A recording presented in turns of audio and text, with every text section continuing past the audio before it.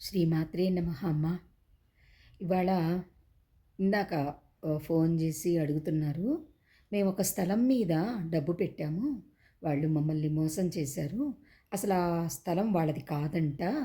కానైతే డబ్బైతే కట్టించుకున్నారు. అది మాకు ఇవ్వట్లేదమ్మా. ఆ డబ్బు మాకు వచ్చే విధంగా ఏదైనా సింపుల్‌గా ఏదన్నా చెప్తారా అని అడిగారు. అందుకని మా శాస్త్రి గారు చెప్తారు. ఆహ్ పోయిన డబ్బు రావాలన్నా, లేకపోతే ఒక వస్తువులు దొంగిలించబడినా, ఇట్లాగే డబ్బులు అప్పిచ్చి రావకపోయినా, మోసం చేసి డబ్బులు తీసుకున్నా, ఇవన్నీ తిరిగి రావాలి అని అంటే, క్షీర దీపం అనేది పెట్టమంటారమ్మా అయ్యగారు. అది ఎలా పెట్టాలి అనంటే, ప్రతి శుక్రవారం కూడా వాకిట్లో ఏది మనం భూమి మీద ముగ్గేస్తామే అక్కడ కాదు. లోపల సింహద్వారం ఉంటుంది కదా! ఆ సింహద్వారానికి అటువైపు, ఇటువైపు ముందల పసుపుతో అది అలకాలి. ఇంత మాత్రం చేత గుండ్రంగా పసుపుతోటి అలకండి. దాని మీద స్వస్తిక్ వేయండి.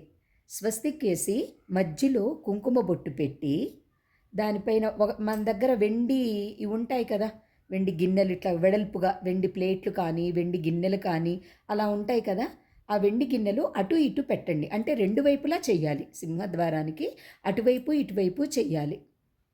వెండి దాంట్లో పచ్చిపాలు పోయండి. పచ్చిపాలు పోసి అన్నిట్లో మన చిన్న చిన్న కుందులు ఉంటాయి కదా, బుజ్జి బుజ్జి కుందులు, వెండి కుందులు ఉంటాయి కదా, ఆ వెండి కుంది దాంట్లో పెట్టండి. రెండు వైపులా పెట్టి ఒకటి చిన్న కుంభ ఒత్తి, రెండు అడ్డ ఒత్తులు. అంటే సాధ్యం త్రివక్తి సంయుక్తం వక్నినా యోజితం ప్రియం అనే మంత్రం ఉంది కదా మనకి. దీపము మనకి జీవితాంతము వెలిగిస్తుంది, జ్ఞానజ్యోతిని ఇస్తుంది, మన యొక్క నెగిటివ్ని తీసేస్తుంది, మన పాపాలు హరింపచేస్తుంది అనేసి మంత్రం ఉంది కదా. ఆ మంత్రము దానికి తగ్గట్టుగా మనం 3 ఒత్తులు వేయాలి. 3 ఒత్తులు వేసి వెలిగించండి. అంతే, ఇంకేం చేయక్కర్లా.